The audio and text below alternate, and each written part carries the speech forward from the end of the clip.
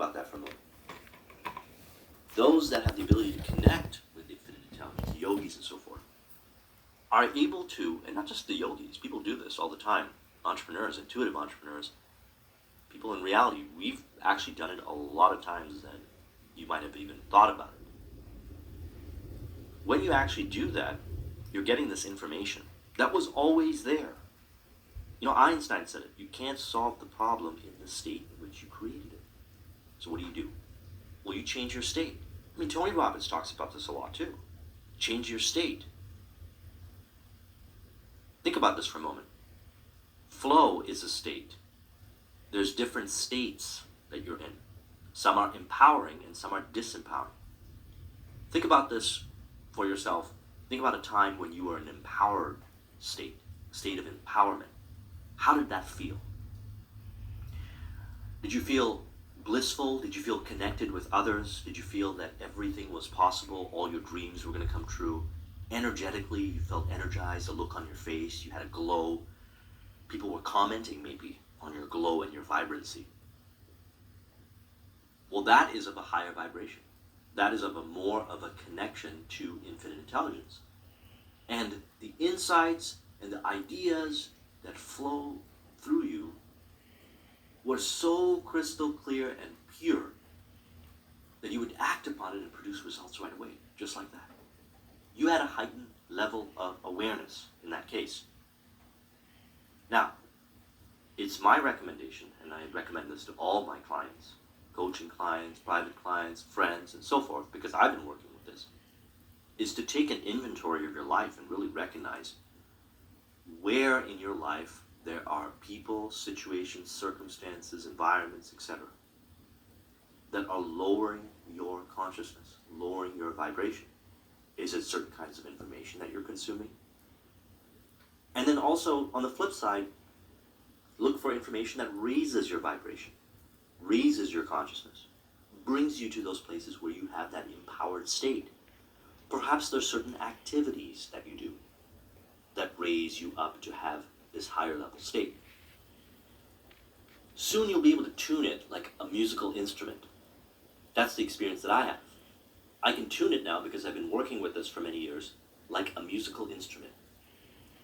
And then when I tune it to a right level that I want it to be at, abundance starts to flow, opportunities start to flow, certain people start to show up, business deals are presented, like not just theoretical business deals and hypothetical result-based business deals, but business deals that actually go through and produce results, win-win results. These business deals that go through, and whatever goes through, are not self-serving, I find. They also serve others, and they're in that space where I was talking about those three things. So this book also caused me to reflect even more, and I reflected even deeper. Just like Think and Grow Rich, every time I read it, I reflect even deeper. But I recognize something, that what we're really working with here is this power, God power, or infinite intelligence, when we start to go deeper in this process. And that infinite intelligence wants you to have all the abundance that you want. But the abundance that you really want, not what you superficially want. Because you might find yourself sometimes trying to achieve something or get a result and you just can't seem to do it.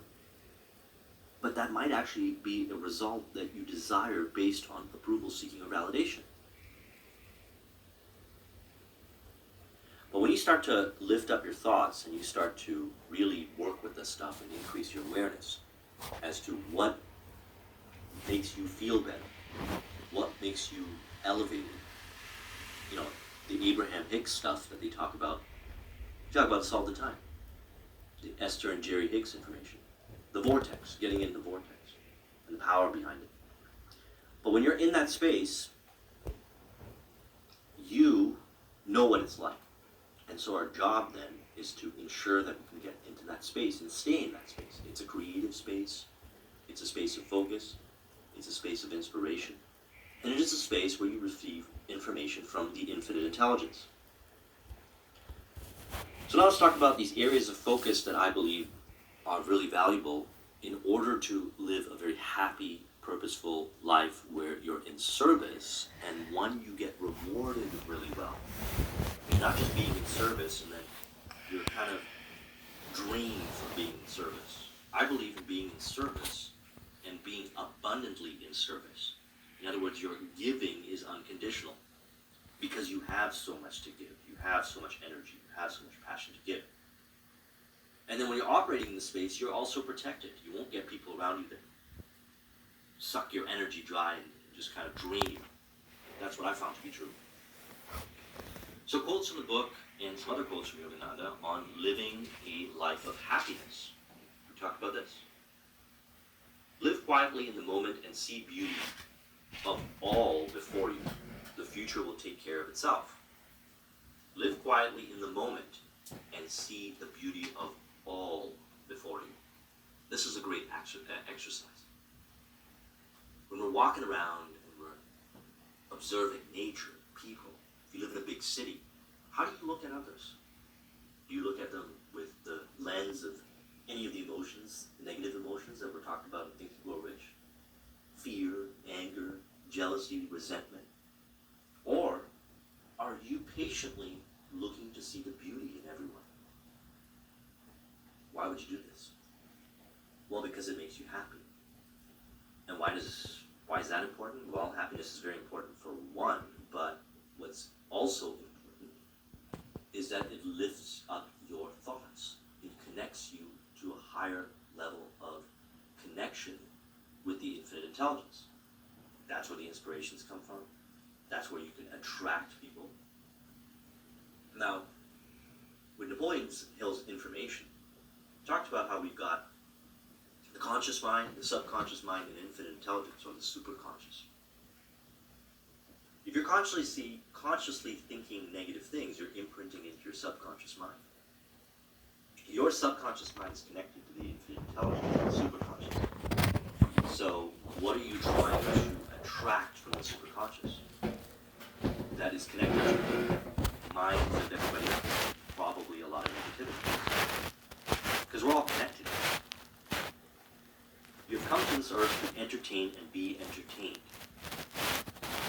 I personally like a more poetic, artistic, theater approach to life, rather than this life of, oh, you gotta do all these things and it's stressful and this is just how it is. A lot of people live like that, but you don't gotta live like that if you work with this energy, if you work with this power. You'll start to see opportunity that is opportunity that you can enjoy cultivating your skills in, or utilize the skills that you're passionate about to create money.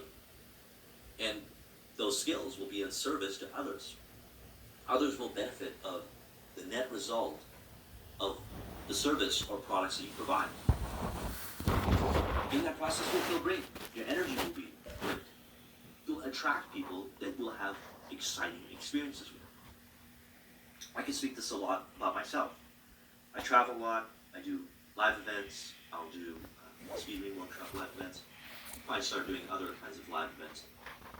Travel for leisure, travel for business, and I connect with amazing people all the time. I'll just meet them at the places I go, the events, or just out and about. I'll just meet people, make new friends, hang out. And I have these theatrical experiences with them. We go to all these exciting places. I get inspired. My inspiration for a lot of what I talk about through these books don't just come from the books, and don't just come from my past experience, because a lot of it comes from my past experience, because I've been involved with this for so long. But it comes from the experiences I have during the week when I'm going through the books, which is generated through these experiences I have with others, these entertaining and experiences that, on the flip side, I'm creating it for them also. I'm creating more joy and theater in their lives. What people want in this world is not more like realism and just kind of like straightforwardness. Is they want more excitement, they want more play, they want more theater.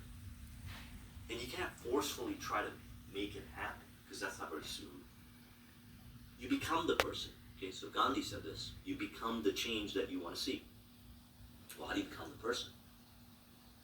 Well, if you're surrounded by environments, roles, responsibilities, different kinds of things you have to do that cultivate this energy within you, that make you a more pleasant person, then it's easy to be that way.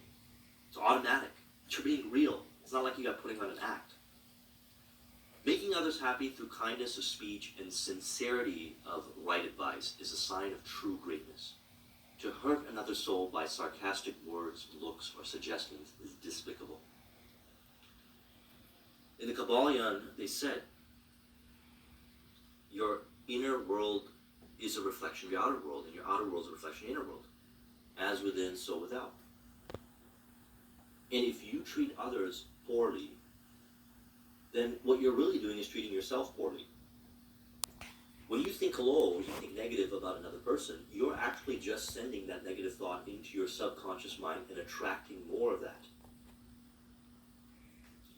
Be comfortable within your purse. He often said, extravagance will buy you discomfort. So I've had some interesting thoughts about this. Why do we generate wealth? Why do we make money? Well, when you come from the perspective that we're talking about here, money is a tool to be able to create happiness and joy in your life and provide you the necessities and needs and even the luxuries so you can perform better service for others. And it's also a resource that you can share with others so that they can improve their lives. You can make differences in the world through charity and so forth. And everything that you have right now, if you are operating from this, because you can trick and manipulate your way through reality and get a lot of money. But we're not working with that kind of energy here. We're working with a higher vibration, light energy, you could say. And when you work with this kind of energy, you will attract an infinite amount of abundance, as much as you possibly want, beyond money. You'll get stuff given to you for free. People will just do all kinds of stuff for you. You don't necessarily have to get money to be able to live the life you want. You'll find this to be true. They've actually found that a lot of people that are great value creators for others, that have impacted the lives of others so much, will go to restaurants and have other people pay their lunch or their dinner bill without even knowing who did it. This has been the case for a lot of people that I read about. I can't remember who it was that I read about, but essentially those that live in abundance and create abundance for others attract more abundance. But they don't get there overnight. They start with what they have right now. What you've got right now is the raw materials and the resources to be able to create the results you want. And that's the theme of what we talked about in the 50th Law by 50 Cent. Resourcefulness, you can say that's street knowledge. You work with what you have to create the results you want. Everything you need is within your awareness right now. But if you start to get, and let's say you attract a lot of wealth and abundance, it's easy to slip and to become spoiled. That's why no matter what level of wealth or abundance you get, practice resourcefulness and understand that the universe has given you this, yes, so you can have a good life. But the life that you have devoted yourself to is that of service. So that what you get is actually that in which you are to build yourself up to be in contribution even more so to others, to the divine will. Look fear in the face and it will cease to trouble you. So think about this for a moment. Fear, we've covered this extensively through many videos, especially in the Think and Grow Rich material. And there's many different kinds of fears. Fear of old age, fear of death, fear of ill health, all kinds of fears. These fears are revealing to you about yourself and the work that we need to do as we're realizing, as we're self-realizing. A lot of these fears are not necessary. They're there to grow us, to reveal to us. As we experience them, we reflect and say, why are we experiencing this fear? Well, another thing I learned from Bob Proctor was that he said in one of his videos, the terror barrier, which I mentioned a few times, and I'll put a link in the description to that if you haven't watched it, is that if it's not fearful and exciting at the same time, he doesn't do it. So think about that for a moment. Fear is actually a stepping stone into what we want a lot of times. And the way to know if it's the right thing is if it's fearful and it excites us. Now, here's the interesting thing, because I worked with that. When I learned about that, I started working with it. And I started to sense and be like, well, if I have this fear towards doing this thing, do I also feel a sense of excitement about it? And I also ask myself the question, because I'm always litmus testing it to see if it's about contributing towards living a happy life, or is it going to bring me happiness? As a result, a lot of these things do. Living in purpose and being purposeful, and being in service. In other words, how does this contribute towards my vision of the Dilts model? Right? The Dilts model will help you with that. And if I find that going through that actually contributes to what I want to create, which is actually what the infinite intelligence wants to create, because I'm in alignment with that, then I'm going to do it, because I know that if I take that action, I will be met halfway. And I might not get the result that I want, my intended result, but I'm going to learn something. But I'm actually going to grow. I'm actually going to transform. I'm actually going to get to a higher level. There's a saying, you don't know what you don't know. Okay, so this is very interesting. You don't know what you don't know. Now, well, let's say you have this experience that you have to go through, where it's fearful, plus it excites you. One of the possibilities that exists on the other side is new understandings of how reality works.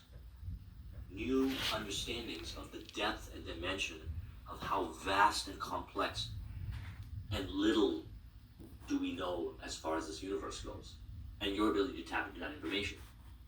Do you think that information will be valuable, especially if others have not done it? I think it will be pretty valuable, because it's from that information, which comes from the infinite intelligence, which is through fear, that you can take that information and now work with it to create. You can get a